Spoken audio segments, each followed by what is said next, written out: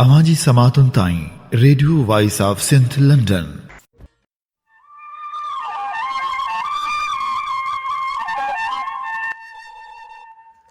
वगुर व्या वही काल्ह तुझा कूंजड़ी कंदे कोह रही सर में सुपरियां रे।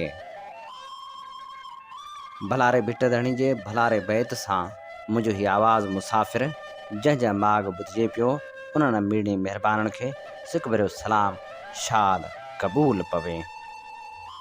7 जुलाई 2021 अरबा जे ॾींहुं प्रोग्राम कुझु वर्ग किताब मां साण करे अवां जी ख़िदमत में हाज़ुर अवां जो पंहिंजो मेज़बान हबीब लगारी। प्रोग्राम जी शुरुआत में अवां लाइ इहा ई दुआ त शाल जितो हुजो सुख सलामती सां हुजो, कॾहिं बि ॾुखियो ॾींहुं न ॾिसो, कॾहिं बि अवां जूं मुर्कूं मेरियूं न थियनि। जीअं त अव्हीं ॼाणो था radio voice of Sindh London जे प्रोग्राम कुझु वर्क किताब में असीं उन्हनि किताबनि जा चूंड वर्क शामिल कंदा आहियूं जिन में तारीख़ बि हूंदी आहे त दलेरी जा दास्तान बि हूंदा आहिनि। उन्हनि किताबनि में इल्म जो ख़ज़ानो बि हूंदो आहे त यादि माज़ी बि हूंदो आहे ऐं जिंद जहिड़ी हिन सिंध जी उहा ॻाल्हि हूंदी आहे जेका अॼु बि काल्होकी ॻाल्हि लॻे थी। तोड़ जो सालनि जो सफ़र गुज़री वियो आहे पर किताबनि जा वर्क असांखे तारीख़ खां आशना कनि था, असांखे मिटी सां मुहबत जो दर्स ॾियनि था। अव्हीं ॼाणो था असीं किश्तवार मशहूरु नावल पढ़ाॾो सोई सॾ बि प्रोग्राम जो हिसो बणाईंदा पिया अचूं। पढ़ाॾो सोई सॾ में सिंधियुनि जी दलेरी जा दास्तान आहिनि त वरी अरगुननि ऐं तुरखान जे ज़ुल्म जा दास्तान बि समायल आहिनि। हीअ नावल नाम्यारे नावल नवीस लेखक सिराजुल हक मेमण जो लिखियल आहे। अॼु असीं प्रोग्राम में अव्हां जी ख़िदमत में पेश कंदासीं नावल पढ़ाॾो सोई सॾ जी 13हीं किस्त। अमीर ख़ान लैला जी टांठ लंघे दरवाज़े खे कुंडो हणी छॾियो ऐं हिकु टिक लैला खे ॾिसंदो रहियो। लैला दरवाज़े खे पुठीरी विहाणे खे भाकुर पाए लेटी पई हुई। सुर्कनि जे करे हुनजो सॼो बदन लुॾी रहियो हो। अमीर ख़ान खे ईअं महसूसु थियो ॼण लैला सां गॾु हुनजी दिलि जी समूरी काइनात लुॾी रही हुई। लैला जा वार ॻिचीता वरी विहाणे ते वेढ़िजी विया हुआ ऐं संस कुल्हा सनी मलमल जी पिराण मां ईअं झलकी रहिया हुआ ॼण रंग जी का वीर लही चढ़ी रही हुई। अमीर ख़ान केतिरो वक़्तु हुन मरमरनि सुरकंदड़ जिस्म मां फुटंदड़ हुसन खे ॾिसंदो रहियो।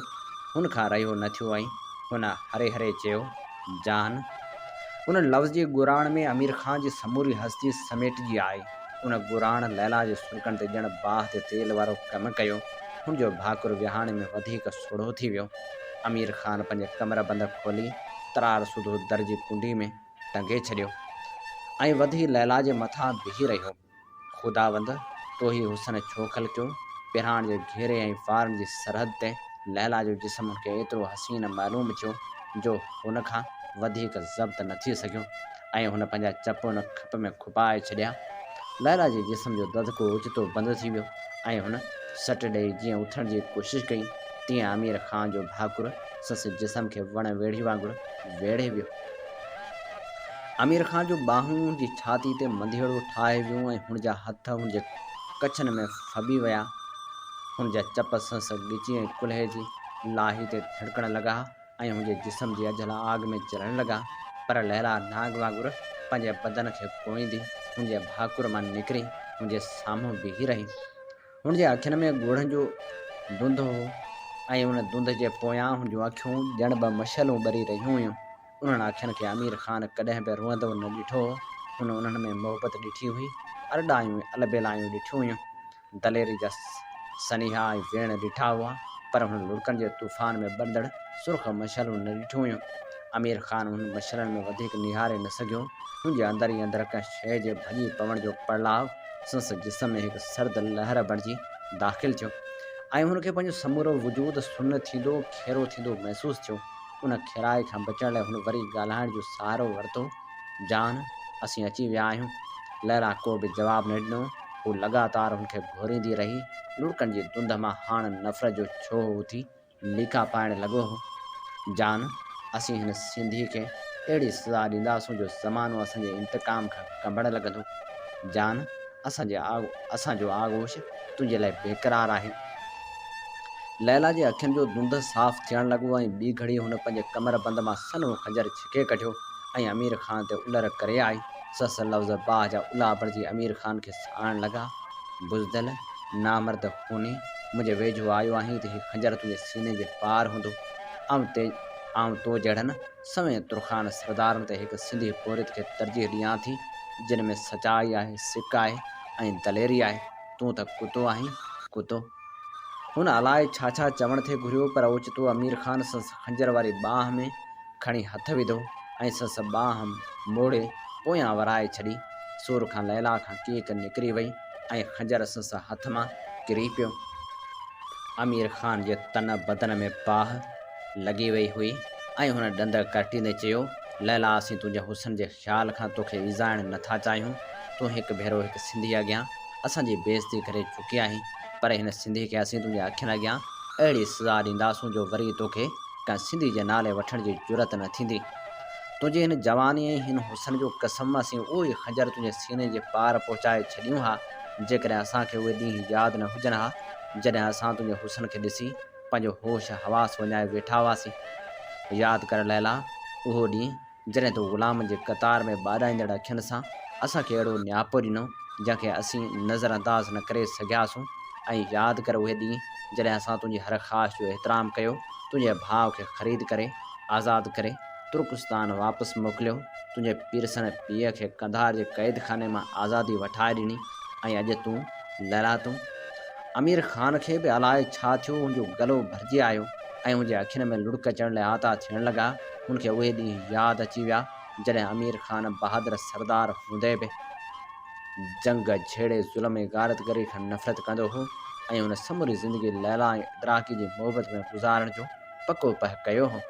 जॾहिं सिंधियुनि जो बग़ावतूं ज़ोर वठंदियूं हुयूं ऐं सिंधियुनि ख़िलाफ़ कारवायूं कंदे जॾहिं थकिजी पवंदो हो, तॾहिं लैला जी हंज में हुनखे दुनिया जूं समूरियूं बुरायूं, लड़ायूं ऐं जंगियूं विसरी वेंदियूं हुयूं। हूअ खिलीअ लैला खे चवंदो हो त हूअं त जिहाद अलाह साईं तरफ़ां फ़र्ज़ु आहे, पर हक़ ते मुस्लमान जिहाद फ़ी सबीलिल्लाह में पंहिंजी जान ॾियण लाइ तयारु थियनि था, जो हुननि खे जन्नत में बि लैला खां बि सुहिणियूं हूरूं ऐं अंगूरी खां बहितर शराब मिलण जी भॻ हुई। लैला शोखी मां चवंदी हुई, छा मूंखां बि का हूर वधीक सुहिणी थी सघे थी, ऐं हू रूसी वेही रहंदी हुई। अमीर ख़ान हुनखे परचाइण लाइ हज़ार जतन कंदो हो। उन वक़्तु ऐं हिन वक़्त जे विच में रत जा दरिया हुनजे समूरनि नाज़ुक ऐं लतीफ़ अहसासनि खे लोड़े विया हुआ। सिंधियुनि जो मिरा जहिड़ो ॻाढ़ो रत, जंहिंजे रंग ते सिंधु जे पहिरें किनारे ते ॿुॾंदड़ सिज मां फुटंदड़ शफ़क़ जो गुमान थींदो हो, हाणे हुनजे ख़्वाबनि ते सवार थी चुको हो। पर उन्हनि ख़्वाबनि में हुनखे पंहिंजो रत बि गॾिजंदो, मिसजंदो, वहंदो नज़र ईंदो हो। ऐं ख़्वाबनि जी उन धुंध में बाॾोल हस्तियूं हुनखे बार बार नज़र ईंदियूं हुयूं। संघार, हुनजे पीउ जो कातिल ऐं सोढो, हुनजी मोहबत जो कातिल, उन्हनि ॿिनि शख़्सनि जे ख़्वाब में अचण सां हुनखे ट्यास ते टंगियल पंहिंजे पीउ जो लाश नज़र ईंदो हो ऐं सलेमान जो डप ऐं बेएतबारी खां फाटल अखियूं हुनखे घुरण लॻंदियूं हुयूं ऐं हूअ उन ओथारे मां पघर में हिमथी छिरक भरे उथी वेंदो हो। उहे ख़्याल ईंदे ई हुन लैला जी बांह खे छॾे ॾिनो ऐं खेसि ॿाहिरि हलण जो इशारो कयो। अमीर ख़ान जे अखियुनि में जेके छायाऊं हुयूं, लैला उन्हनि में निहारण जी कोशिशि कंदे कंध निवड़ाए हुनजे अॻियां हलंदी दरवाज़े खां ॿाहिरि हली आई। माड़ी जे आगंद में ज़ख़्मनि खां चूर संघार चोखंबो ॿधल हो। ॾहाको खन तुरखान तरारनि ऐं भालनि सां मथसि पैर उॾेई रहिया हुआ। संघार जा कपिड़ा संसी रत में रंगजी बदन सां चिंबड़ी पिया हुआ। संस साॼे कुल्हे में लॻल भाले जी फाट मां रत अञा ताईं सीढ़ियूं करे वही रहियो। संस शबीह एतिरी छिरकाईंदड़ हुई जो लैला हुनखे ॾिसंदे हिकु हंधि ॼमी वेई ऐं पोइ उते ई मोलोटो थी किरी पई। अमीर ख़ान खेसि पंहिंजे ॿाहनि में खणी वरितो ऐं हिकु तुरखान खे पाणी आणण लाइ चयाईं। हिकु ॿिए माण्हू खे हुन हिकु थुल्ही सीख तपाए आणण लाइ चयो। जॾहिं लैला खे होश आयो तॾहिं हुन पाण खे हिकु मोड़ी ते वेठल ॾिठो। अमीर ख़ान जी बांह संस कुल्हण आॾो हुई ऐं सवें तुरखान जूं अखियूं हैरत मां हुनजे हुस्न जा ढुक भरे रहियूं हुयूं। अमीर ख़ान ॼण त हुनजे हुस्न खे आम बणाए हिकु अजीब इत्मीनान महसूसु करे रहियो हो। साम्हूं संघार चोखंबो ॿधल हो। संस अखियुनि में का मुर्क मोटी आई हुई। रत जी गाढ़ाण में हुनजे अखियुनि जी लाल लाल मुर्क लैला जे अंदर में वढ विझण लॻी। हुनजे दिल उन मुर्क खे पी वञण लाइ उछिड़ूं ॾियण लॻी। हुनजे जिस्म में अहिड़ी थिड़कणी अची वई जो हुनखे अमीर खान जो भाकुर बि रोके न सघियो। पोइ हुन जेके ॾिठो हुन ते हुनखे एतबार न थे आयो। हिकु तुरखान थुली ततल शीख खे काठ जे गन खां झलींदे संगार जे साम्हूं अची बीही रहियो। अमीर खान लैला खे भाकुर में सोढ़ो कंदे चयो, संगार तो मुंहिंजे पीउ खे ट्यास ते टंगायो हो ऐं मूं उन वक़्तु तोखां बदिले वठण जो कसम खयो हो। मूं सोढे जी बग़ावत जे ख़्याल खां उनजी पोइवारी में पई देर मदार कई ऐं हाणे आउं तोखे ट्यास ते उबतो टंगाए सघां थो, तोखे घोड़नि जे पुछनि में ॿधाए चीराए माराए सघां थो, हाथी जे पेरनि में लतड़ाए माराए सघां थो। ईअं बि करे थो सघां त तुंहिंजो संद संद अंग अंग करे कपियां ऐं कुतनि जे हवाले करियां, पर तुंहिंजो ॾोह उन्हनि सज़ाउनि खां बि वधीक संगीन आहे। तो असां खां लैला खे जुदा कयो, उनजी सज़ा तोखे अहिड़ी मिलणु घुरिजे जो मौत उन अॻियां काई सज़ा न हुजे। चओ तूं पंहिंजे लाइ कहिड़ी थो सज़ा मुक़ररु करीं। संघार को बि जवाब न ॾिनो, हिकु टिक लैला में निहारींदो रहियो। हाणे हुनजे अखियुनि में अहिड़ी कैफ़ियत हुई जो लैला हुन सां नज़र मिलाइण खां कीॿाइण लॻी। उन्हनि अखियुनि खां पाण बचाइण लाइ पंहिंजा ॿई हथ मुंहुं आॾो ॾेई छॾिया। पोइ हुन संघार जो जवाबु ॿुधो। अमीर खान पिण खे ट्यास ते मुंहुं कोन टंगियो हो, संस ज़ुल्मनि पाण खेसि टंगायो हो। सिंधियुनि ते ज़ुल्म करण वारे हर ज़ालिम जो अॼु न त सुभाणे उहो हशर ज़रूरु थियणो आहे। सिंध में रुॻो आउं संघार कोन आहियां, सवें हज़ारें सोढा ऐं संघार आहिनि। जे ज़ालिमनि खे ट्यास ते टंगींदा रहंदा रही लैला, सो तो हुनखे लुट जो माल सम्झो आहे। मुंहिंजे लाइ त हूअ फ़क़्ति हिकु वेंगस आहे जंहिंजे अखियुनि में अलमास आहे, जंहिंजे चपनि में माखी जहिड़ो मधु आहे, जंहिंजे बदन में हरण वारी उछल आहे, जंहिंजे हीअं में अहिड़ी होरा खोरा आहे जंहिंखे फ़क़्ति मुंहिंजी दिलि थी सम्झे। तूं छा सम्झंदे ऐं सदा सा तूं पंहिंजे दिलि खां पुछ त हिकु बुज़दिल गेदी ऐं कायर हिकु सोरिया सरवेज खे कहिड़ी सज़ा ॾियणु चाहींदो। बसि कर बदज़ुबान, अव्हां सिंधियुनि खे अहिड़ो सबक़ु सेखारींदुसि जो वरी सदियुनि ताईं अव्हां सिंधियुनि खे ज़ुबान खोलण जी जुरत न थींदी। ईअं चई हुन पंहिंजे माण्हू खे इशारो ॾिनो। तुरखान हिकु पल बि न सोचियो ऐं हुन सीख संघार जे अखियुनि में सुरमे जी कानी वांगुरु फेराए हटाए छॾी। वायुमंडल में सड़ंदड़ खल जी बूअ फैलिजी वई। संघार जे वात मां आवाज़ बि न निकितो। मुंहिंजे अखियुनि जी जाइ ते ॿ कारा गिरा टिमंदड़ चुग बणिजी विया।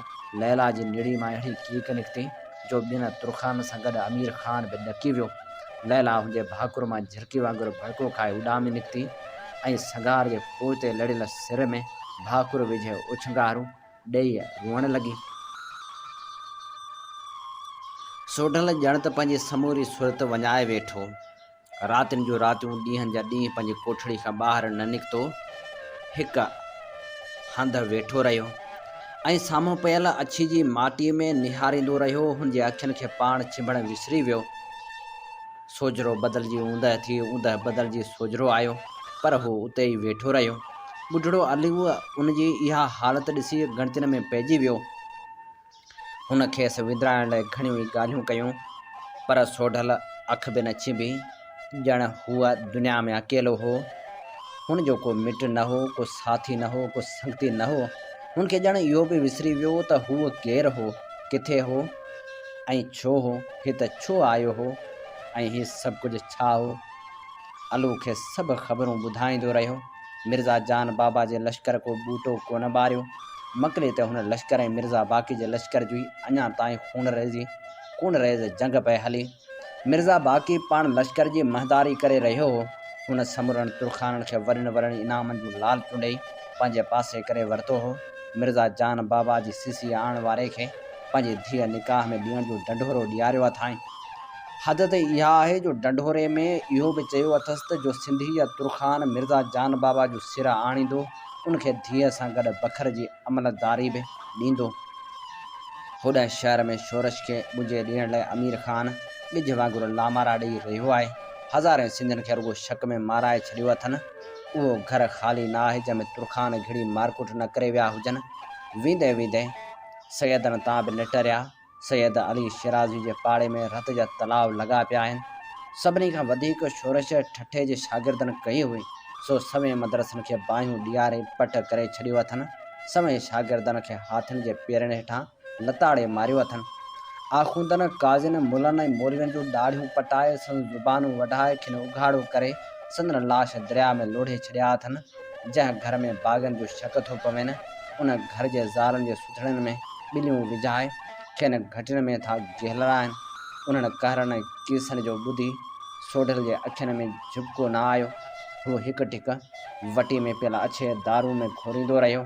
हुनखे उन सां कहिड़ो वास्तो? उहे सिंधी हुनजा छा थियनि? हीउ ठठो हुनजो छा थिए? हीउ सिंध केरु आहे? ॾींहं गुज़री विया पर सोढल जी हालत में को फ़र्क़ु न आयो।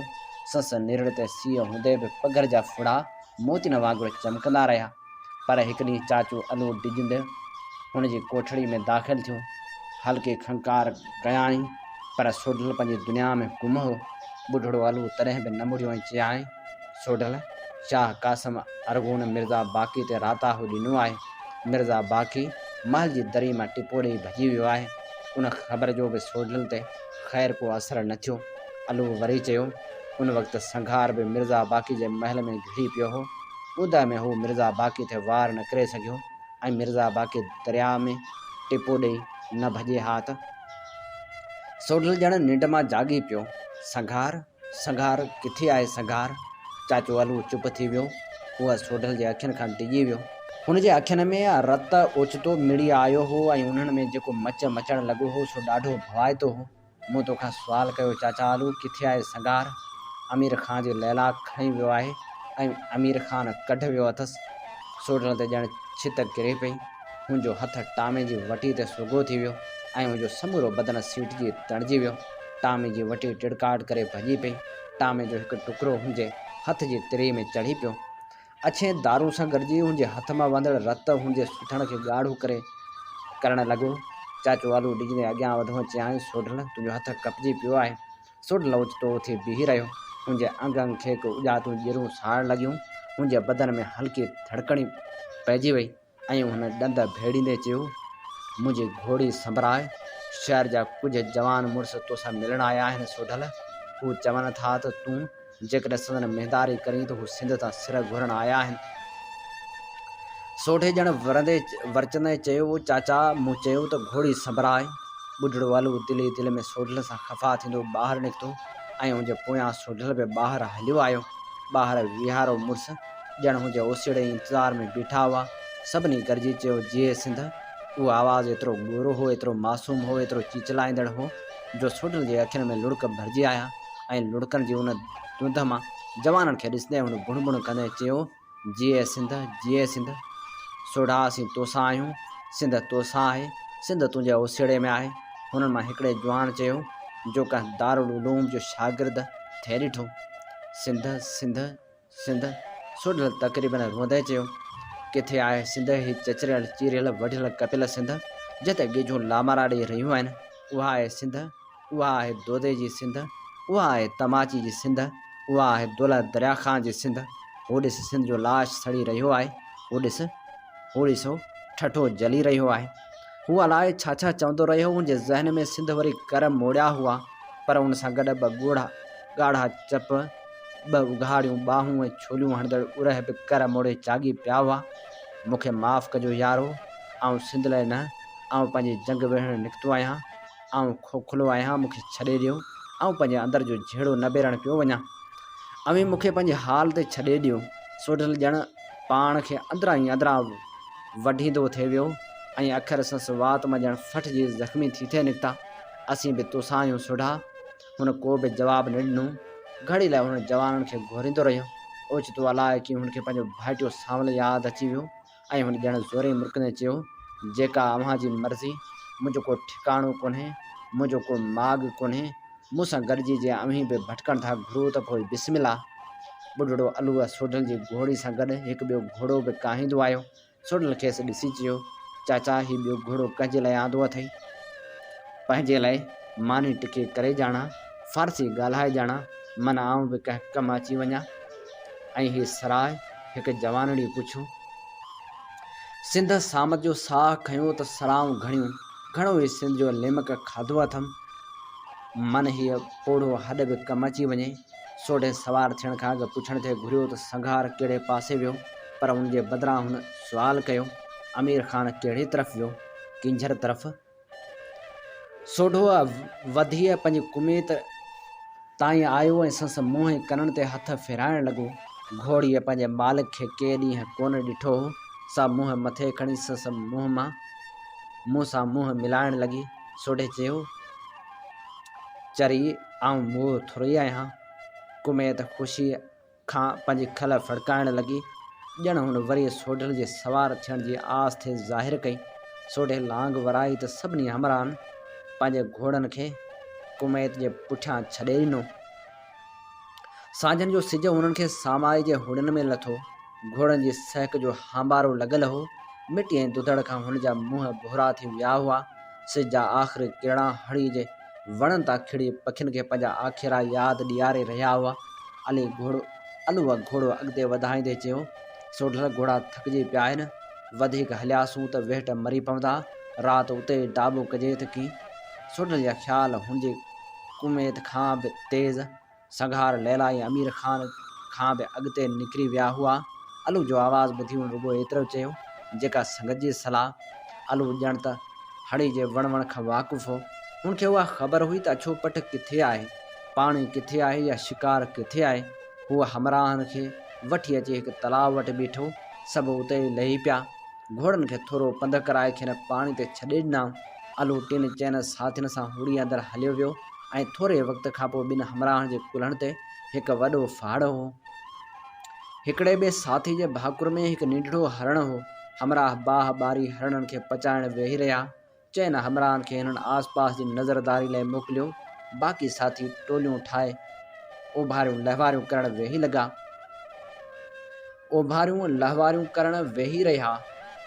सोढो हुननि खां अलॻि हिकिड़े डब ते वेही कुझु सोचींदो रहियो। हुनजे मन में जेको अंधकार मतल हो उनखे लिकाइण जी कोशिश में पंहिंजे कटारे सां ज़मीन ते आॾा उबता लीका कढण लॻो।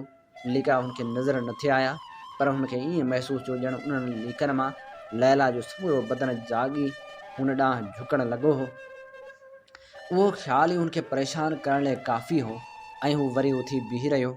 कटारो कमरबंद में हणी पेर सां लीका डाहिण लॻो। मच जे सोजरे में हुनजा साथी हुनजे हरकतनि खे ॾिसी अचरज खाईंदा रहिया। सोढे बाबति हुननि जेके ॿुधो हो, हीउ सोढो हुनखां बिल्कुलु मुख़्तलिफ़ हो। सभ खां वधीक ॻणती अलूअ खे हुई। हुन ॼण दिली दिलि में चयो, 8 रातियूं कोन सुतो आहे। धणी मुंहिंजा, तूं ख़ैर कजांसि। पकल हरण जी हिकिड़ी रान खणी जॾहिं अलूअ सोढल वटि आयो, तॾहिं सोढो वरी पंहिंजी दुनिया में मोटी आयो ऐं हुन शुक्र गुज़ारी सां अलू ॾांहुं ॾिठो।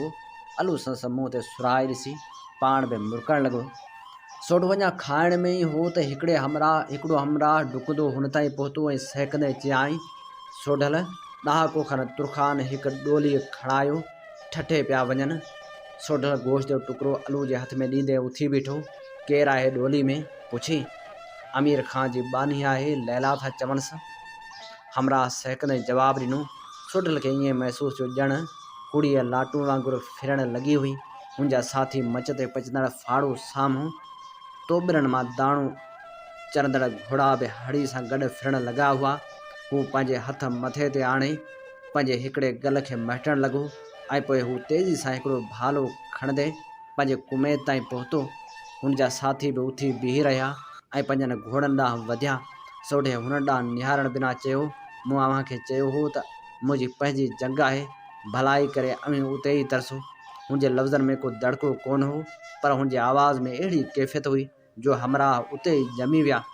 सोढल कुमेत ते सुंज बि न विधा तोबरो संस कननि मां कढी हेठि छॾींदे आहिस्ते चयाईं, हल मिठी।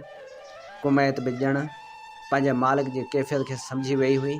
बिना लगाम जे पंहिंजे सोढल जे ठले इशारे ते हुन हड़ीअ खे चीरणु शुरू कयो। हुनजे पाल में अजीब लोॾ अची वई, ॼण हुनखे उहो अहसासु हो त सोढल बिना संजनि जे चढ़ियो आहे, मतां ॾुखियो थिए। पर हुन लोॾ जे बावजूदि हुनजी रफ़्तार में फ़र्क़ु न आयो। कुमेत अञा हड़ी खां मुंहुं कढियो त परियां ई ॿरंदड़ मशालूं नज़र आयसि। ऊंदहि मां अचण करे मशालनि जी तिखी रोशनी में तुरखान जा लुड़ंदड़ ख़ाका हू चङी तरह ॾिसी थे सघियो। भालूअ सिधो कंदे तुरखान जे विच में छुटल तीर वांगुरु अची टुटो। पहिरें ई वार सां ॿ तुरखान दिलि ॾारींदड़ रड़ियूं कंदा घोड़नि खे हेठि अची ॾठा। घोड़नि खां हेठि अची ॾठा। घोड़नि बि उन ओचिती मुसीबत खां टहणु शुरू कयो ऐं नरा खणी पंजनि सवारनि खे लताड़ींदा हिकु पासे निकिरी विया। सोढल जो भालो ईअं कड़की रहियो हो ॼण भाले में उकाब जो रूह समाजी वियो हो ऐं हू ॻोल्हे ॻोल्हे तुरखान जा सीना पुरण कंदो थिए वियो। कुमेद जी हिणकार तुरखान जे दिलनि में ॾहका विझी छॾियो। हिकिड़े तुरखान जी तरार जी चुंब सोढे जे गल खे ॿिनि अख हेठां चहक ॾेई वई। उतां वहंदड़ रत हुनजे मुछनि मां थींदो हुनजे चपनि ते ॻणणु लॻो। पंहिंजे ई रत जो सवादु महसूसु करे सोढे मां ॼण 10 सोढा थी पिया। हुन कमर बंद मां कटारो कढी ॿिन्ही हथनि सां वार करणु शुरू कयो। भालो हिकु तुरखान जी निड़ी खे चियों चियों कंदे खाॾी जे पार हलियो वियो। सोढे छिक सां भालो कढण जी कोशिशि कई त तुरखान लड़की घोड़े तां किरी भालो पाण सां घेरींदो वियो। हुन तुरखान जे किरण सां बाक़ी बचियल तुरखान घोड़नि खे अड़ियूं हणी खणी हिकु पासे मुंहुं कयो। ईअं थिए भायो ॼण हुननि को जिन भूत ॾिठो हो ऐं लगातार घोड़नि खे अड़ियूं हणंदा थी विया। घड़ी खन में हू ग़ाइब थी विया। सोढो टिप ॾेई घोड़े तां लही पियो। साम्हूं डोली मां कुम्हार डोली उते ई छॾे पंहिंजी जान बचाइण लाइ ऊंदहि में कंहिं पासे निकिरी विया हुआ। सोढल पट ते किरियल मछलनि मां हिकिड़ी खणंदे थकल कदमनि सां डोली ताईं आयो ऐं परदो हटाए छॾियाईं। लैला हिकिड़े बांह जे सहारे ते लेटियल हुई। हिकिड़े हथ जी तरी ते संस मथो झलियल हो। हुनजा छुड़वा अॻवार कुल्हनि तां वरी हुनजी छाती ते पखड़ी विया हुआ। मशाल जे भड़कंदड़ रोशनी में सोढल हुन ॾांहुं निहारियो। सोढल खे ॾिसी लैला जे मुंहं जी कैफ़ियत ई बदिलजी वई। हुनजे चपनि ते हिकु अजीब मुर्क छांइजी वई। हुनजे अखियुनि में हिकु नई शोखी भरिजी आई। सोढल हुनजे उघाड़नि ॿाहनि ॾांहुं निहारींदे ईअं महसूसु कयो ॼण हुनजे ॾोरनि जो मांस का अजीब उछल खां थिड़कणु लॻो हो ऐं पोइ हुनजी नज़र हुनजे अधु उघाड़े अरह जे महिराब ते पई। हुनजी नज़र उते टिकी न सघी ऐं उतां लहंदे हुनजी दुन ते झलिजी पई। दुन जे हेठियां पासे ते अछे गन सां हिकु ख़ूबसूरत खंजर हिरण सां जड़ियल म्याण में खुतल हो। सोढल मशाल डोली जे तख़्ते आॾो बीहारे छॾी। लैला घड़ी खन हुनखे ॾिसंदी रही। मुर्क सां चपनि तां सॼे मुंहं ते फैलिजी वई ऐं जॾहिं हुन मुर्क जी जोत हुनजे अखियुनि में पहुती तॾहिं सिधी थी वेही रही। संस छाती ज़ोर सां हेठि मथे थियण लॻी ऐं सोढल खे ईअं महसूसु थियो ॼण ज़मीन हुनजे पेरनि हेठां धुॿण लॻी हुई। लैला हुनजे अखियुनि में निहारींदे चयो, जाने मन मूंखे पक हुई त तूं मूंखे ॻोल्हे लहंदे, पर एतिरी देरि कबी आहे। अचु ओरे आव त आऊं तोखां सिंध विसाराए छॾियां। सोढल हथ वधाए संस निड़ जे विच ते ॾिसणी आङुर रखी छॾी। निड़ तां संस वार हटाईंदे आङुर सां ॼण रस्तो निहारींदे हुनजो हथ लहंदो वियो। हुनजी आङुर हुनजे नक तां लही हुनजे चपनि ताईं पहुती त लैला चपनि खे सोढ़ो कंदे हुनजी आङुर खे चुमी ॾिनी, पर आङुर हेठि लहंदी वई। हुनजी खाॾी जे खाल तां घिसकंदी हुनजे ख़ूबसूरत ॻिची तां मुड़ी हुनजे उरह जे महिराब में अटकी पई, पर जल्दी उतां थिड़ी हुनजे चोले मथां हलंदी हुनजे दुन तां फिरंदी खंजर जे गन ते अची बीही रही ऐं हुन लैला जे अखियुनि में निहारींदे खंजर म्याण मां कढी वरितो। लैला उमेद भरियल अखियुनि सां हुनखे ॾिसंदी रही। हुनजे ॿाहुनि में उछल ईंदी वई ऐं हुन वहशी घोड़े खे पंहिंजे सीने में जाइ ॾियण लाइ हू ॿाहूं खोले गोॾनि भर उथणु लॻी। सोढे ओचितो पंहिंजे हथ खे हल्को इशारो ॾिनो ऐं खंजर जो फर गन ताईं हुनजे उरह जे महिराब में दाख़िल थी वियो। लैला हिकु गीत ॾेई हिड़की रोकण जी कोशिशि कई। हुन पंहिंजे मुंहं ते मुर्क क़ाइमु रखण लाइ चइनी न हुनजो ज़ोर लाइ ॿई हथ खणी हुनजी पहिराण में विधा ऐं पंहिंजे मुंहुं हुनजी छाती जे वारनि में लिकाइण जी कोशिशि कंदे हूअ ढरकंदी हुनजे कदमनि में किरी पई। सोढल खे ईअं महसूसु थियो ॼण घुमंदड़ चकर खाईंदड़ दुनिया बीही रही हुई। हुनजे ज़हन में मतिलबु समूरा तूफ़ान वाचोड़ा बीही रहिया। हुनजे अंदर जो मच उझामण लॻो हो। फ़क़्ति हुनजी दिलि जी जाइ ते हिकु वॾो गहरो ख़ाल भरिजंदो थिए वियो ऐं अलाए छो हुनजे अखियुनि में लुड़क भरिजण लॻा हुआ।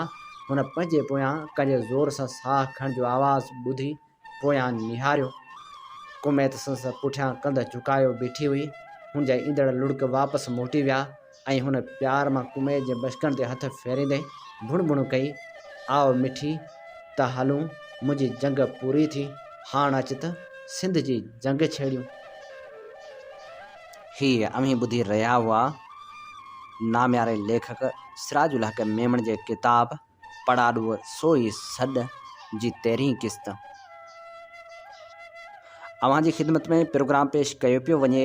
कुझु वर्क किताब मां प्रोग्राम साण आउं जो मेज़बान आहियां हबीब लगारी। अवी ॿुधी रहिया आहियो दुनिया जो पहिरियों Sindhi web radio radio voice of Sindh London.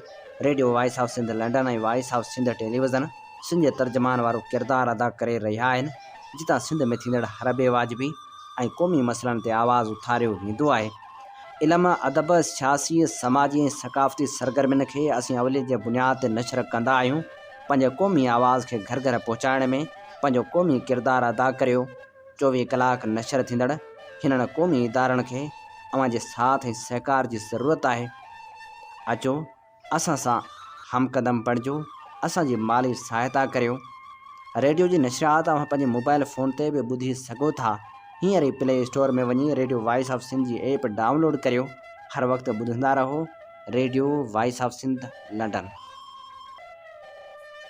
Programme कुझु वर्क किताब मां में हाण नाम्यारे लेखक ख़लील जिब्रान जी किताब ग़ुलामी जा वर्क वरायूं था। हिन किताब जो तर्जुमो अताउल्लाह अबड़े कयो आहे। ख़लील जिब्रान ख़ुदा जे उनवान सां लिखे थो त पहिरियों भेरो जॾहिं मुंहिंजा चप ॻाल्हाइण लाइ चुरिया त मां मुक़दस पहाड़ ते चढ़ी करे ख़ुदा ताला खे सॾियो, ए मुंहिंजा पालींदड़, मां तुंहिंजो बानू आहियां। तुंहिंजी रज़ा मुंहिंजे लाइ मज़हबी वाट आहे ऐं मां ज़िंदगी भर तुंहिंजो फर्मा बरदार रहंदुसि। मगर अलाह पाक मुंहिंजी उन ॻाल्हि जो को बि जवाबु कोन ॾिनो ऐं हिकु सख़्तु तेज़ तूफ़ान जा गुज़री मुंहिंजे अखियुनि अॻियां ओझल थी वियो। 1000 सालनि खां पोइ मां ॿीहर मुक़दस पहाड़ ते चढ़ियसि ऐं ख़ुदा ताला सां मुखातिब थियसि, ए मुंहिंजा पैदा करण वारा, मुंहिंजो ख़मीर तुंहिंजे हथनि जो ॻोयल आहे। तो मूंखे मिटी मां बणायो ऐं पंहिंजो अफ़ज़ल ऐं आला रूह मूं में फूके ज़िंदगी जी गर्मी ऐं ताक़त बख़्शी। मुंहिंजी नस नस तुंहिंजी मक़रूज़ आहे, मुंहिंजा मालिक। मगर ख़ुदा ताला मूंखे को बि जवाबु कोन ॾिनो ऐं हज़ारे फड़फड़ाईंदड़ परनि जियां मुंहिंजे पासे खां गुज़री वियो। 1000 सालनि खां पोइ मां वरी मुक़दस पहाड़ ते चढ़ियसि ऐं टियों भेरो ख़ुदा जे हुज़ूर में अर्ज़ु कयमि, ए मुक़दस पीउ, मां तुंहिंजो लाडलो पुटु आहियां। तो मूंखे मोहबत ऐं शफ़क़त सां पैदा कयो ऐं मां मोहबत ऐं इबादत सां तुंहिंजी हुकूमत जो वारिस बणियुसि। मगर हिन भेरे बि ख़ुदा ताला का वर्दी का ॾिनी ऐं ॾूर पहाड़नि ते छायल कोहीड़े जियां मुंहिंजे निगाहनि खां लिकी वियो।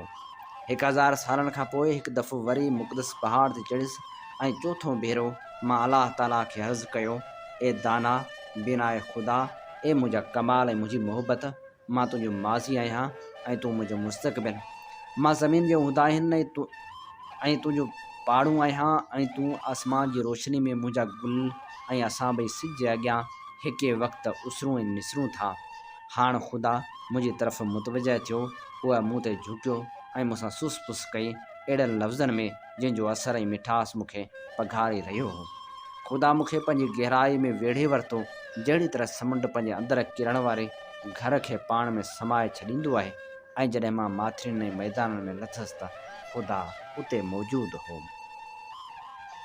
ख़लील जिब्रान नसीहत जे नाले सां लिखे थो त मुंहिंजे नफ़्ज़ मूंखे नसीहत कई ऐं ॿुधायो त मां उन्हनि सां मोहबत करियां जंहिंखां माण्हू नफ़रत कनि था ऐं उन्हनि सां ख़ुलूस सां पेश अचां जंहिंसां माण्हू बुग़्ज़ ऐं कीनो रखनि था।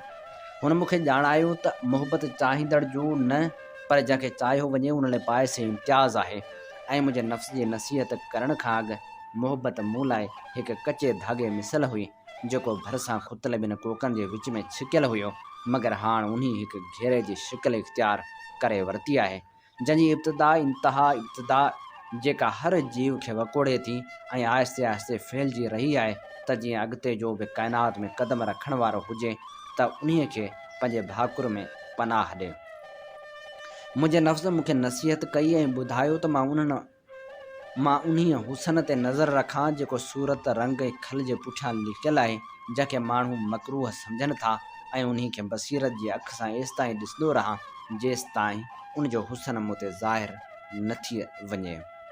ऐं मुंहिंजे नफ़्स जी नसीहत करण खां अॻु मां उन्ही हुसन खे घटि वधि थींदड़ शोलनि जी सूरत में ॾिसंदो रहंदो हुउसि, जेके दूंहें जे बादलनि में ढकियल हूंदा आहिनि। मगर हाणे दूंहों छिॼी फना थी वियो आहे ऐं मां सिर्फ़ु रोशन शयुनि खे ई ॾिसणु लॻो आहियां।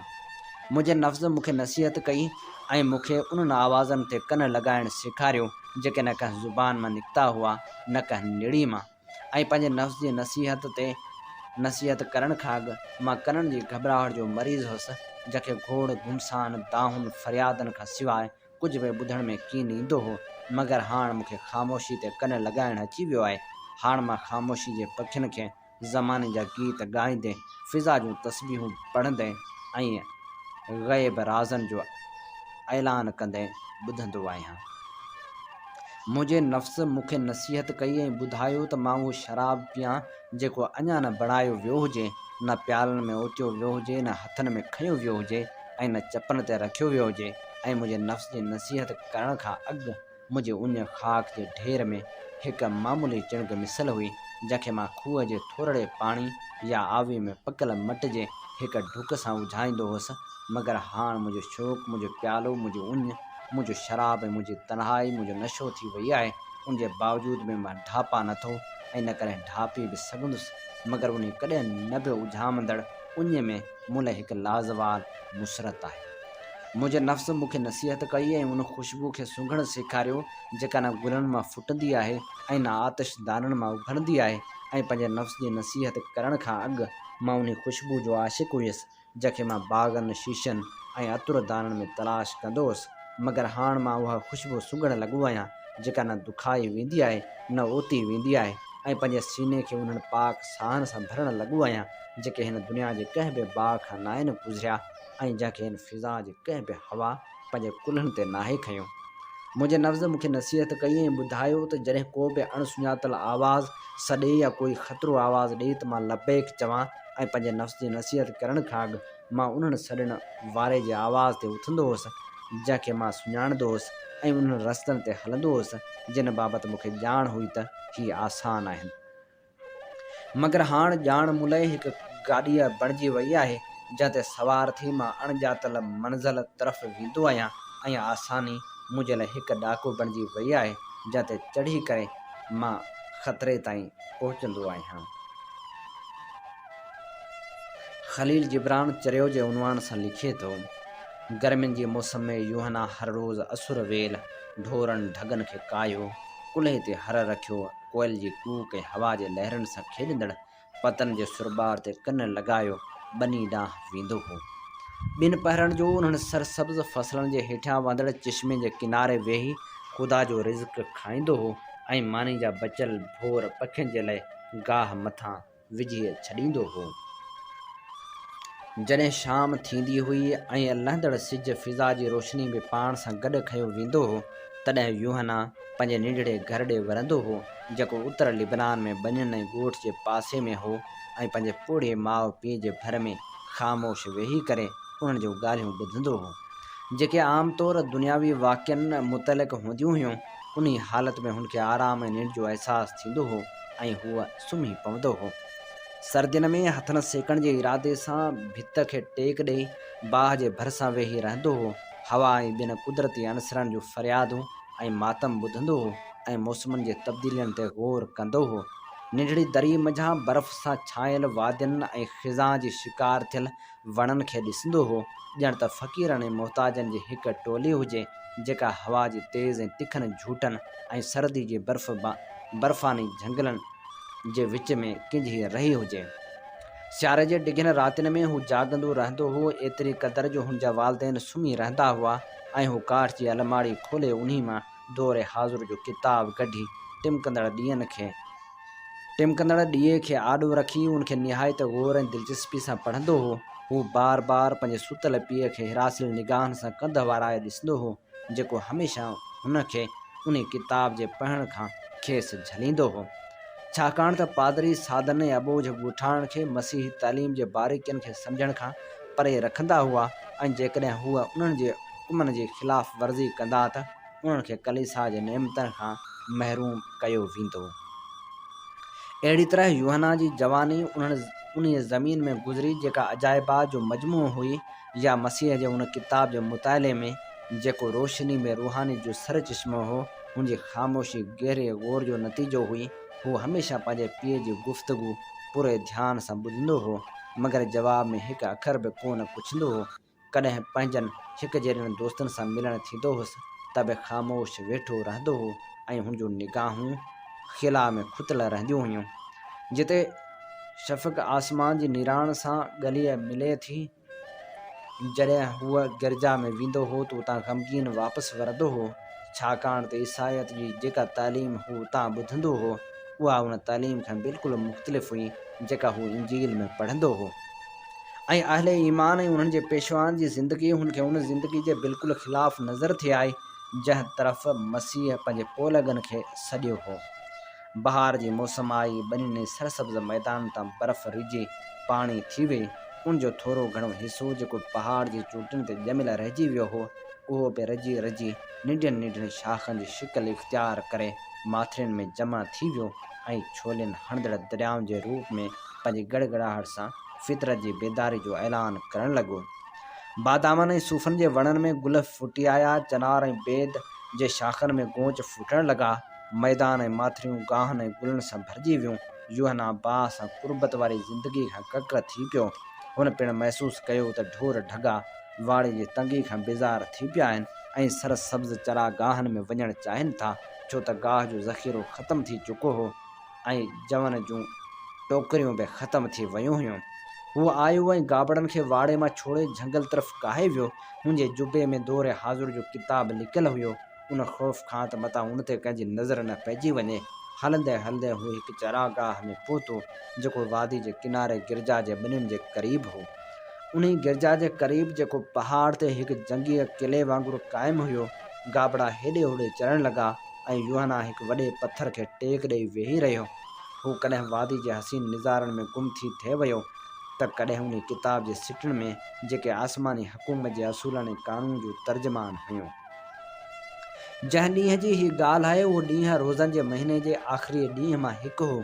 ॻोठ जा माण्हू जेके रोज़नि जे करे गोश्त खां महरूम हुआ निहायत बेचैनी सां ईद जो इंतज़ारु करे रहिया हुआ, मगर यूहन्ना ॿिनि घणनि बुखायल हारियुनि वांगुरु रोज़े जे ॾींहं में ऐं आम ॾींहंनि में कोई फ़र्क़ु न सम्झंदो हो। हुनजे वेझो हुनजी सारी ज़िंदगी हिकु डिघो रोज़ो हुई। हुनजी ख़ुराक हमेशह खां अटे लप हुई जेका पेशानी जे पघर सां ॻोही वेंदी हुई ऐं थोरो मेवो जंहिंखे हूअ खून दिलि जे एवज़ ख़रीद कंदो हो। उहो ई सबब जो हुनजे गोश्त ऐं लज़ीज़ खाधनि सां दिलचस्पी कान हुई। रोज़े जी तकलीफ़ुनि जो अगरि असरु हुयो बि त हुनजे जिस्म में न कि जज़्बात में, छा लाइ त उहे हुनजे हाफ़िज़े में इब्न आदम जी दर्दनाक कहाणी ऐं धरती जे सीने ते इंसानी ज़िंदगी जे अंजाम जा नक्श चिटा करे छॾींदा हुआ। चीं चीं कंदड़ झिरकियूं यूहन्ना जे मथां लामारा ॾेई रहियूं हुयूं। कबूतरनि जा वलर उॾामंदा वञी रहिया हुआ।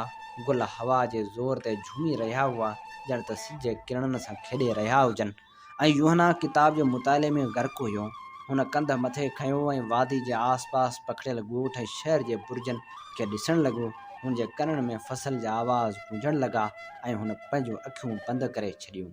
हुनजो रूह ज़माने जे परनि ते सवार थी करे क़दीम यरूशलम में पहुची वियो, जिते हू बाज़ारनि में मसीह जे नक्श क़दम ते हलणु लॻो। रस्ते वेंदड़नि खां मसीह मुतलिक़ पुछाईं त जवाबु मिलियसि त हिते हुन मसीह अंधनि खे अखियूं ॾिनियूं, कोढ़ियुनि खे सिहत ॾिनी ऐं उते ई माण्हुनि कंडनि जी ताज ठाहे हुनजे मथे ते रखियो।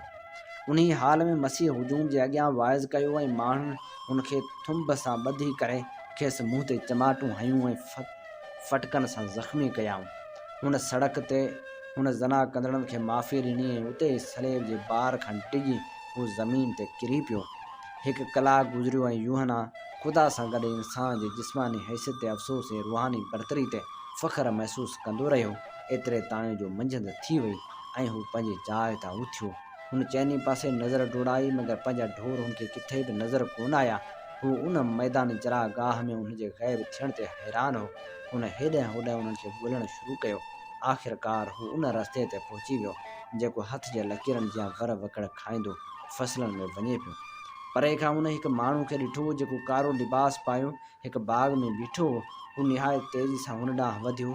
जॾहिं हुनजे वेझो पहुतो ऐं उहो मालूम थियसि त हू गिरजा जो पादरी आहे त सिर निमाए निहायत अदब सां हुनखे सलाम कयो ऐं चयाईं, मुक़दस पीउ, तव्हां गाबड़नि खे त हिननि बाग़नि में चरंदे कोन ॾिठो। पादरी हुन ॾांहुं ॾिठो ऐं पंहिंजी नफ़रत खे लिकाईंदे मकरूह लहजे में जवाबु ॾिनो, हाउ ॾिठो अथमि ऐं उहे हिते आहिनि, अच त तोखे ॾेखारियां। यूहन्ना पादरी जे पुठियां हलणु लॻो। एतिरे क़दुरु जो हू ॿई गिरजा में वञी पहुता। उते यूहन्ना ॾिठो त गाबड़ा रसियुनि सां ॿधा बीठा आहिनि ऐं हिकु पादरी हुन जी रखवाली करे रहियो आहे। हुनजे हथ में हिकु ॾंडो आहे। हेॾांहुं कंहिं बि गाबे थोरी बि हरकत कई ऐं होॾांहुं हुन उनखे पुठी में ॾंडो थे आयो। यूहन्ना जॾहिं पंहिंजे फरड़नि खे काइण लाइ अॻिते वधियो त पादरी हुनखे जुबे खां पकड़ियो ऐं गिरजा जे सुफ़े तरफ़ मुंहुं करे ज़ोर ज़ोर सां रड़ियूं करणु लॻो त हीअ आहे ॾोही धनार, मूं हिन खे पकड़े वरितो आहे। उहो ॿुधी नंढा वॾा पादरी चइनी पासनि खां निकिरणु लॻा। संसि अॻु में वॾो पादरी हो जेको पंहिंजे लिबास जे करे ऐं चहिरे जी चमक सबबु पंहिंजनि साथियुनि में मोतबर थिए लॻो। उन सभिनी यूहन्ना खे चइनि पासनि खां घेरे वरितो। जहिड़ी तरह फ़ौजूं पंहिंजे दुश्मन ते कड़कंदियूं आहिनि, यूहन्ना वॾे पादरी तरफ़ ॾिठो ऐं हीणे लहजे में चवणु लॻो, मूं अहिड़ी कहिड़ी ग़लती कई आहे जो मूंखे ॾोहारी करार ॾिनो वियो आहे? मूंखे कहिड़े ॾोह में पकड़ियो वियो आहे? वॾे पादरी जे ग़ज़बनाक चहिरे ते संगदिली जा उञाण ज़ाहिर थियणु लॻा ऐं हुन अहिड़े लहजे में जेको आरे जे खरखराट सां मुशाबित रखंदड़ हो जवाबु ॾिनो, तुंहिंजा फरड़ा गिरजा जो फसल खाई विया ऐं हिननि अंगूरनि जे वलियनि खे ख़राबु करे छॾियो। मूं तोखे उन लाइ पकड़ियो आहे त जेकॾहिं जानवर कंहिं शइ जो नुक़सानु कनि त तुंहिंजो ज़िम्मेवार धनार हूंदो आहे। यूहन्ना रहम तलब लहजे में चयो, मुक़दस पीउ, ही बेअक़ल जानवर आहिनि ऐं आऊं ग़रीब जंहिं वटि ॿाहुनि जे ॿिल खां सवाइ कुझु बि न आहे। मूंखे फरड़नि खे काहे वञण जी इजाज़त ॾियो। मां वाइदो थो करियां त हाणे कॾहिं उहे हिननि चरागाहनि तरफ़ वठी कोन ईंदुसि। वॾो पादरी कुझु अॻिते वधियो ऐं आसमान तरफ़ हथ खणी चवणु लॻो त अलाह ताला असांखे हिन गिरजा ते मुक़ररु कयो आहे ऐं हिन ज़मीन जी संभाल असांजे हवाले कई आहे जंहिंखे मुक़दस यूशा मुंतख़िब कयो हो। उन करे असांजो फ़र्ज़ु आहे त पंहिंजी मुकमल क़ुवत सां सभिनी दरवाज़नि जी हिफ़ाज़त करियूं। हीअ मुक़दस सरज़मीन उन बाह मिसल आहे जेका पंहिंजे क़रीब ईंदड़ हर शइ खे जलाए रख जो ढेर करे छॾींदी आहे। अगरि तो गिरजा जे हदनि खे उरांघण जी कोशिशि कई त गाह तुंहिंजे फरड़नि जे पेट में ज़हर बणिजी वेंदो, पर रंड रोक जो हुन खां वधीक ॿियो को बि रस्तो कोन आहे जो असां पंहिंजे चौपाइनि खे अङण में ॿधी छॾियूं जेसि ताईं तूं पंहिंजे खीसे जी हिकु हिकु पाई न कढी ज़ाहिर करीं। वॾे पादरी वञण जे इरादे सां क़दम वधायो, मगर यूहन्ना हुनखे रोके विधो ऐं इलाज करे चवणु लॻो त मुक़दस पीउ, तोखे उन्हनि भलारनि ॾींहंनि जो कसम जंहिंमें मसीह खे तकलीफ़ पहुती ऐं जंहिंजे ॾुख में मरियम ॻोढ़ा ॻाढ़िया त तव्हां मूंखे मुंहिंजा फरड़ा काहे वञणु ॾियो। मूंसां संगदिली जो रवैयो न हलो। मां फ़क़ीर ऐं मुहताज आहियां ऐं गिरजा अज़ीम ऐं बेनियाज़ हूअ मुंहिंजी हिन ग़लती खे माफ़ करे छॾींदो। मुंहिंजे वालदेन जे ॿुढापे ते रहम खाओ। वॾे पादरी हुन तरफ़ मुतवजा थी करे कंध धूणींदे चयो, जाहिल, गिरजा तोखे हिकु पाई बि माफ़ कोन कंदी, चाहे तूं फ़क़ीर हुजीं या मालदार। मूंखे मुक़दस शयुनि जो कसम न ॾे जो मां उन्हनि जा राज़ ऐं रमज़ूं तोखां वधीक थो ॼाणा। जेकॾहिं तूं उहो थो चाहीं त पंहिंजे फरड़नि खे काहे वञी त फसलनि ख़राबु करण जे एवज़ में 3 दीनार फ़ौरन अदा कर। यूहन्ना घुटियल आवाज़ में इल्तिजा कई त मुक़दस पीउ, मूं वटि त हिकु आधी बि कोन आहे। मूं ते महिरबानी करियो, मुंहिंजी मुहताजी ते रहम खाओ। वॾो पादरी आङुरियुनि सां पंहिंजी घाटी ॾाढ़ी में फणीअ कंदे चवणु लॻो, वञे पंहिंजी ॿनी जो हिकु हिसो विकिणी करे 3 दीनार असांजी ख़िदमत में हाज़ुर कर। तुंहिंजे लाइ बिना ज़मीन जे हिन जहान में वञणु बहितरु आहे।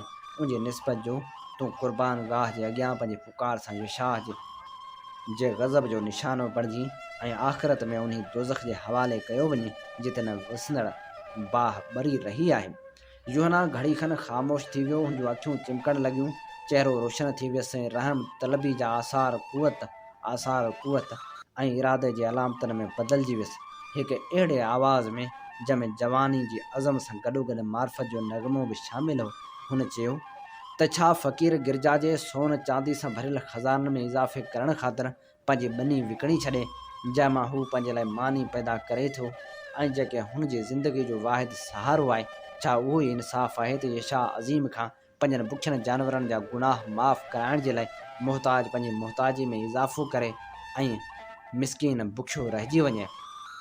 वॾे पादरी गुरूर खां पंहिंजो कंध धूणींदे चयो त यसुअ मसीह उहो ई फरमायो आहे त जंहिं वटि दौलत हुजे बख़्शिश ऐं अता सां उनजी दौलत में इज़ाफ़ो कयो वञे ऐं जंहिं वटि कुझु न हुजे उनखां जेको कुझु हुन वटि हुजे खसियो वञे।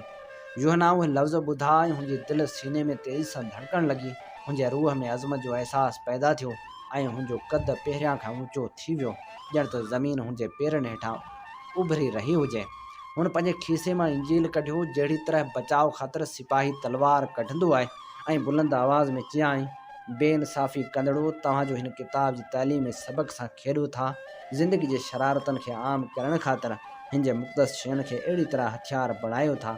अफ़सोस, सद अफ़सोस तव्हांजे हाल ते, जॾहिं इब्न आदम ॿीहर ईंदो ऐं तव्हांजे कलीसाउनि खे डाहे हुनजो सिरूं ऐं पथर हिन वादे में उछले छॾींदो। तव्हां जिन कुर्बान गाहनि, तस्वीरनि ऐं मूर्तियुनि खे बाहि में जलाए छॾींदो। हैफ़, सद हैफ़ तव्हांजी क़िस्मत ते, जॾहिं मसीह जो पाक खून ऐं हुनजी माउ जा पाक ॻोढ़ा सिलाब बणिजी ईंदा ऐं तव्हांखे जहनम जे गहराइनि में वहाए खणी वेंदा। अफ़सोस, सद अफ़सोस तव्हां ते। ए पंहिंजी लालच जे बुतनि खे पूॼण वारो, पंहिंजे दिलि जे मकरूह मुदाही खे कारण कपिड़नि में लिकाइण वारो, तव्हां रात जे चुरपुर सां इबादत कयो था, लेकिन तव्हांजो दिलियूं पहाड़नि वांगुरु बेजान आहिनि। न्याज़ ऐं निवड़त सां कुर्बान गाहनि जे अॻियां झुको था, लेकिन तव्हांजो रूह ख़ुदा खां बाग़ी आहे। तव्हां पंहिंजे मकरूहाए जे बुनियाद ते मूंखे हिन जॻह ते घेरे रखियो आहे, जेको तव्हांजे गुनाहनि जे बोझ हेठि दबियल आहे ऐं मुजरम वांगुरु पकड़े झलियो अथव, सिर्फ़ु मामूली अनाज ख़ातिर, जेको सिज मुंहिंजी ऐं तव्हां सभिनी जे लाइ हिकु जहिड़ो पैदा करे थो। जॾहिं मां तव्हांखे मसीह जो वास्तो ऐं हुनजे दर्द ऐं ग़म जे ॾींहं जो कसम थो ॾियां त तव्हां मुंहिंजो मज़ाक़ था उॾायो, ॼण त जेके कुझु मूं चयो उहो बेवकूफ़ी ऐं जहालत खां सवाइ कुझु बि न आहे। वठो, ही किताब वठो ऐं मूंखे ॻोल्हे ॾेखारियो त मसीह कॾहिं ऐं बि ढकींदड़ कोन हो। हुनखे पढ़ो ऐं मूंखे ॿुधायो त मसीह जी ज़ुबान मां माफ़ी ऐं दरगुज़र जो जुमिलो किथे अदा कीअं थियो। छा हिन तक़रीर में जेका हुन पहाड़ ते कई हुई, या उन वाइज़ में जेको हेकल में हिकु ज़ानी ते ज़ुल्म कंदड़नि जे अॻियां कयो हो, या जलजला ते जिते हुन टंगास मथां पंहिंजा बाज़ू फैलाया हुआ त जीअं इंसान ज़ात खे पंहिंजे आगोश में वठी। ॾिसो, हुननि जे घरनि में बीमार दर्द ऐं ग़म जे बिस्तरनि ते फतकी रहिया आहिनि। हुननि जे क़ैद गाहनि में मायूस इंसान जी ज़िंदगी फ़ना थी रही आहे। हुननि जे दरवाज़नि ते फ़क़ीर लीलाए रहिया आहिनि। उन जे रस्ते ते ग़रीब सुम्ही रहिया आहिनि ऐं उन्हनि जे क़ब्रिस्तान में यतीम ऐं बेवा औरतूं पुकारे रहियूं आहिनि। मगर अव्हां आहियो जो सुस्ती ऐं काहिली जे राह सां हमकिनार, ज़मीन जी पैदावार ऐं अंगूर जे शराब सां नफ़्ज़ ऐं वात खे लज़त ॾेई रहिया आहियो। कॾहिं तव्हां कंहिं मरीज़ जी अयादत लाइ नाहियो विया? कंहिं क़ैदी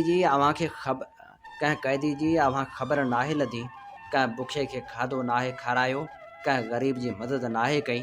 कंहिं ग़मगीन खे दिलासो नाहे ॾिनो?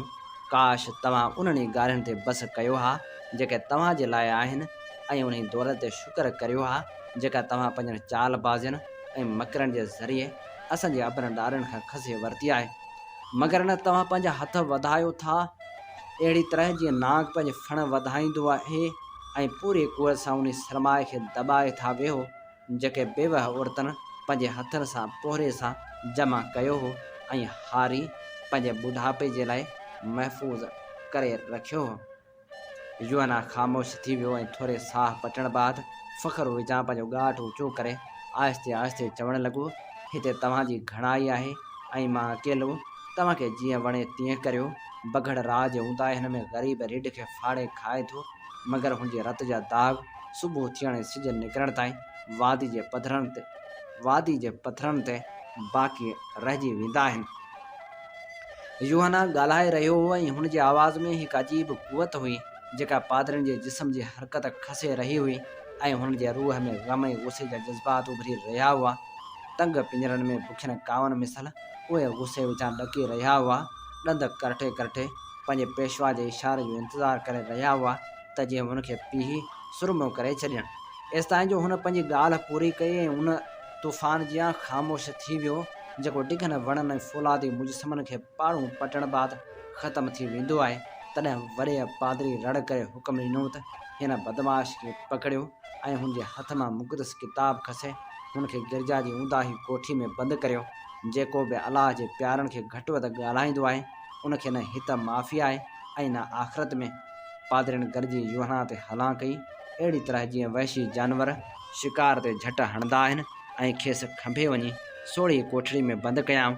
उते हुननि यूहना खे लतनि ऐं मुकनि सां अधु मुंहुं करे विधो ऐं कोठड़ी खे तालो लॻाए हलिया विया। यूहना उदाही कोठड़ी में उथी बीठो, उन सुर में जियां जंहिं क़ैद में पंहिंजे दुश्मन खे हारायो हुजे, ऐं उन निढ़े रोशनदान मां झाती पाइण लॻो जेको ॾींहं जी रोशनी में चिमकंदड़ वादी जे तरफ़ हुयो। हुनजो मुंहुं बहकी उथियो ऐं हुन हिकु रूहानी लज़त ऐं सकून महसूसु कयो जेको हुनजे जज़्बनि ते छायल हो। यूहना जो जिस्म ज़ाहिरी तौर ते कोठड़ी में क़ैद हो, पर हुनजो रूह हवा जीअं आज़ादु। पादरनि जी मार हुनजे जिस्म खे तकलीफ़ त पहुचाए हुई, पर हुनजे जज़्बनि खे छुयो बि कीन हो। माण्हू जे इंसाफ़ पसंदि आहे त को बि ज़ालिम हुनखे तकलीफ़ नथो पहुचाए सघे। हक़ ते हुजे त ज़ुल्म हुनखे फ़ना नथो करे सघे। उन करे सकरात खिलंदे ज़हर जो प्यालो पीतो ऐं मुस्कुराईंदे संसार थी वियो। पर जे असीं पंहिंजे ज़मीर जी आवाज़ जी मुखालफ़त कंदासूं त हू असांखे तकलीफ़ पहुचाईंदो, हुन सां दगाबाज़ी कंदासूं त हू असांखे मारे विझंदो। जेको कुझु यूहना ते गुज़रियो उनजो इतला संस पीउ माउ खे मिलियो। मुंहिंजी माउ लठ टेकींदे गिरजा घर पहुती ऐं महापादरी जा हथ चुमी संस कदमनि ते किरी पई ऐं संस अखियूं सावण जी बूंद जा वसण लॻियूं। हुनखां पंहिंजे पुट जे लाइ रहम ऐं उनजी जहालत जे लाइ माफ़ी पिणण लॻी। पादरी अखियूं आसमान ॾांहुं खयूं, ॼण त हुन ॿियनि खां ऊचो ऐं मथां हुजे। चवणु लॻो, मां तुंहिंजे पुट जी कावड़ ऐं बेअदबी ऐं हुनजी चरियाब खे नज़रअंदाज़ करियां थो, पर गिरजा जे मुक़दस हक़नि जी अदायगी ज़रूरी आहे। असां पंहिंजी महिरबानी सां हक़ीर इंसाननि खे माफ़ करे छॾियूं था, मगर यशा अज़ीम उन्हनि खे कॾहिं बि माफ़ नथो करे सघे जंहिं हुनजे अंगूरनि जे वलण खे तबाह ऐं पोख खे बर्बाद करे छॾियो हुजे। यूहना जी माउ हुन ॾांहुं निहारियो। ॻोढ़ा हुनजे गलनि तां ॻड़ी आया, जिन ते ॿुढापे सबबु घुंज पइजी विया हुआ। हुन पंहिंजे गले मां चांदी जो हार लाथो ऐं वॾे पादरी खे ॾींदे चयाईं, मुक़दस पीउ, मूं वटि हिन हार खां सवाइ ॿियो कुझु बि कीन आहे जेको शादी वारे ॾींहुं मुंहिंजे पीउ मूंखे तोहफ़े में ॾिनो हो। मुंहिंजे सिकिलंदे पुट जे ॾोहनि जे एवज़ में गिरजा हिन खे क़बूल कंदो। महापादरी हार वठी खीसे में रखियो ऐं कुराड़ी थुराइते तौरु संस हथनि खे चुमियो। महापादरी चयो, हिन ज़माने ते अफ़सोस आहे जो माण्हुनि किताब जी माना बदिलाए छॾी आहे। ॾोह औलाद थी करे ऐं लोड़े पीउ माउ थो। ए नेक बख़्त औरत, वञे पंहिंजे पागल पुट जे लाइ दुआ कर त अलाह हुनजे गुनाह खे माफ़ करे। यूहना बंदे खाने मां हीअ चूंड वर्क अहीं ॿुधी रहिया हुआ नाम्यारे लेखक ऐं ॾाहे ख़लील जिब्रान जी किताब ग़ुलामी मां। ग़ुलामी किताब जो तर्जुमो कयो आहे अताउल्लाह अबड़ी। इन ते प्रोग्राम कुझु वर्क किताब मां जो वक़्तु पंहिंजी पुॼाणी ते पहुचे थो।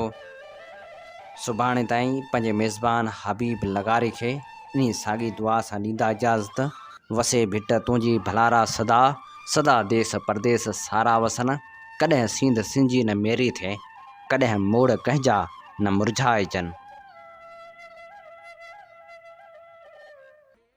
सिंध मुंहिंजी अमा, सूंह तुंहिंजी मथां छा लिखी, छा लिखां छा लिखी, छा लिखां।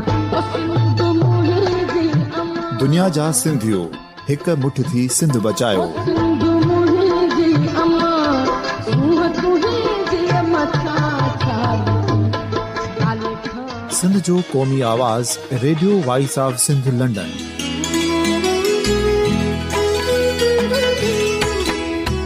Radio voice of Sindh London पंहिंजी नशरियात में सिंध जी सियासत, समाज, इक़्तिसादियात, तारीख़, क़ौमी उमंगुनि ऐं इख़्लाक़ियात मुतलिक़ सिंध जी हक़ीक़ी तर्जुमानी कंदे प्रोग्रामनि खे असराइतो बणाइण लाइ सिंध जे घण घुरनि ऐं धरतीअ सां प्यार कंदड़ अदीबनि, दानिश्वरनि, सहाफ़ियुनि, उस्तादनि, वकीलनि ऐं हर तबिके जे मानवारनि सजणनि खे सिंध में शऊरी इनकलाब लाइ सहकार जो सॾु ॾियूं था। अचो त गॾिजी सूफ़ियुनि ऐं संतनि वारी सिंध जो ओज हिकु मुठ थी वरी वापसि आणण वारे सफ़र जा साथारी बणिजऊं।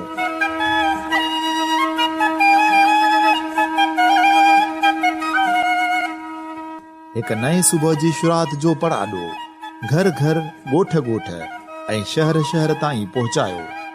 शाल सिंध आबाद ऐं ख़ुशहाल थिए, सिंधी माण्हू सुखियो ऐं सताबो थिए।